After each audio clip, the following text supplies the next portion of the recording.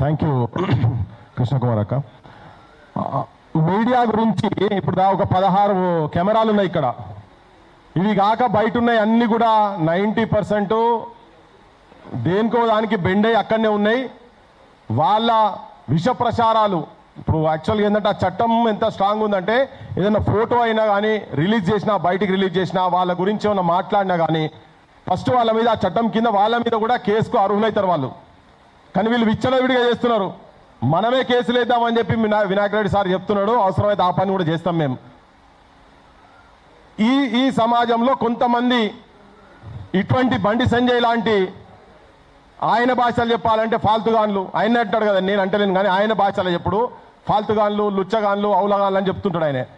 అటువంటి వాళ్ళ గురించి జనానికి కొన్ని వాస్తవాలు డైరెక్ట్నో ఇండైరెక్ట్నో ఎక్కడైనా జనానికి చేరవేసే ప్రయత్నం చేస్తున్న క్రమంలో అది ఉన్నట్టుగా కూడా కాదు కానీ అక్కడక్కడ ఇట్లా చేస్తున్న క్రమంలో ఒక వ్యక్తి మీద ఒక్కసారి కాదు 2 సార్లు కాదు 3 సార్ల దాడి చేసి ఒకసారి అయితే ఇంటికి పోయి ఇంట్లో ఇప్పుడు నువ్వు చెప్తున్నావు కదా అనా నాకు అర్థం కాలే అనా 29 మంది పిల్లలు చచ్చిపోయారనా అందులో ఒక ఆమె ఇంటర్మీడియట్ సోషల్ సబ్జెక్ట్ అట్ట మరి ఏందో తెలియదు కానీ ఆ సబ్జెక్ట్ కూడా ఫెయిల్ అయిందనా నేను చూసినానా ఇప్పుడు నాకు అర్థమైందనా ఇంట్లో ఎట్లా ఉంటుందో ఎంత టెన్షన్స్ ఉంటాయి అనేది ఇప్పుడు అర్థమవుతుందనా అని చెప్పి నువ్వు చెప్పినావు కదా.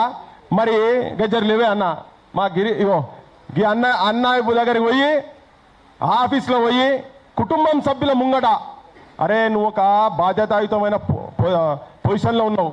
140 కోట్ల భారతదేశంలో జనానికి రక్షణగా ఉండాల్సినటువంటి వ్యక్తివి ఒక సామాన్య వ్యక్తి ఆఫీస్కు పోయి నిర్దాక్షిణ్యంగా ఘోరంగా అతి కిరాతకంగా నీకు ఆబ్జెక్షన్స్ ఉంటే నువ్వు పోలీసు వాళ్ళకి కంప్లైంట్ చేయాలి. నువ్వు ఆ మంత్రివే కదా, నువ్వు అట్లా యాక్షన్ తీసుకో, తనతో తప్పులు జరిగితే యాక్షన్ తీసుకో. కానీ దాడుల సంస్కృతి అవుతున్నా చూసినావా ఇవాళ అందుకనే పిలిచినాం, తనని కూడా పిలిచినాం.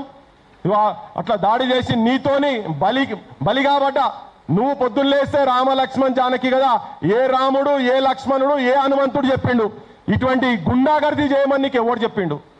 ఓ గది అడిగేటందుకే ఇలా తెలంగాణ సమాజం మొత్తం ఒకటైతున్నది. ఎవడిడా భయపట్టోడు ఎవడు లేడు, చూసుకుంటాం ఒక్కొక్కరిని. అంటే మేము కూడా చూసుకుంటాం నీ అసొంటి మంచి వాళ్ళను మేము కూడా చూసుకుంటాం. ఈ గడ్డనే త్యాగాల గడ్డ, నీ అసొంటి బేవర్స్ గాన్లకి ఇక్కడ స్థానం ఏమి ఉండదు. ఇగో అన్నా జర నీ అనుభవాలు ఏందో నువ్వు కూడా జర 4 ముక్కలు చెప్పాలి, తెలంగాణ సమాజం కూడా వినాలి. తన కూడా ఎంత ఆత్మఘోషకు గురి అయిందో కుటుంబ సభ్యుల మీద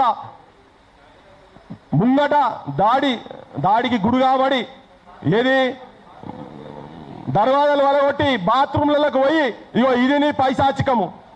ఏ హనుమంతుడు చెప్పిండు తోకగట ఈయన తోకగట ఎవడో పెట్టిందట, ఒక్కొక్కరిని ఆ తోకతోట మొత్తం తలగబెడతాడట. అరే తోకలా మేము తలగబెట్టిన దాంట్లో మేము కూడా ఉన్నాం, తోక కాదు నిన్ను కూడా రాజకీయంగా తలగబెట్టి భస్మం చేస్తాం గుర్తుపెట్టుకో. ఏదో నువ్వు ఒక్కనే హీరో అనుకుంటున్నావు, తెలంగాణలో సీన్ లేదు నీకు అన్న మాట్లాడే.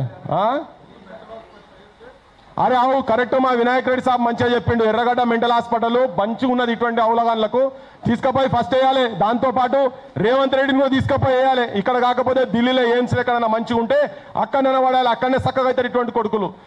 ఏం అర్థమవుతుందో లేదా బీజేపీ క్యాడర్కు మీరందరూ కూడా బద్నాం అవుతారు. ఇంకొకటే జర నిలబడ్డప్పుడు చెప్తే ఇక గుర్తుకొచ్చినప్పుడు ఈ పెద్ద మనిషి ఏం చెప్తాడు, అనా భుజం మీద జెండా పెట్టుకున్నానా, ఆ చౌరస్తా కాడ కొట్లాడినానా, గాంధీ కాడ కొట్లాడినానా, నెహ్రూ కాడ కొట్లాడినానా, కలెక్టర్ కాడ కొట్లాడినానా అని. అరే ఏమో ఎవడు కొట్లాడారు అయ్యా, నీ అసొంటి దరిద్రుడు వచ్చి ఆడ కూర్చున్నాడు. కానీ మా దత్తాత్రేయ ఏంది మరి, దత్తాత్రేయ ఆడికెళ్ళి వచ్చిండు. దత్తాత్రేయ కూడా రోడ్ల మీద పడి ఎమర్జెన్సీలో జైళ్ళల్లో ఉండి ఆయన కూడా కటిక పేదరికం నుండి జెండాలు మోసి వాల్ రైటింగ్లు చేసి అన్ని చేసి వచ్చింది. ఆయన ఎప్పుడు చేయలే ఇటువంటి. కిషన్ రెడ్డి కూడా వచ్చిండు కదా, ఆఫీస్ బాయ్ ఉండే, ఆఫీస్ బాయ్కి వెళ్ళి వచ్చిండు. నీ అసొంటి నీ లేక అహంకారంగా మాట్లాడితే సంపుతం, చర్చలకు వస్తువులను మొట్టుకపోయి సంపి పడాల్సిందే, గదరనం తిట్టుడు, ఇట్లా ఇంత కుసంస్కారం లేరు. అందులో చాలా మంది ఉన్నారు ఫుల్ టైమర్స్. మేము వాళ్ళ ఆలోచన విధానానికి వ్యతిరేకించవచ్చు, కానీ నీ అసొంటి అవగాహన మాత్రం అట్లా లేరు. అన్ని చాలా మంది అటువంటి వాళ్ళు ఉన్నారు. ఏమైనా ఉంటే కానూన్ ప్రకారంగా తెలుసుకుంటున్నారు. నీ చేత రాజ్యాంగం ఉండి కూడా నువ్వు ఇటువంటి చెత్త భాష చెత్త లాంగ్వేజ్ మాట్లాడుతున్నావు అంటే ఈయనను మంత్రి పదవికి తీయకుంటే బీజేపీ కేంద్ర ప్రభుత్వం కూడా ఇలా చేతులు కట్టుకొని ఉన్నట్టే అన్న జర మాట్లాడు.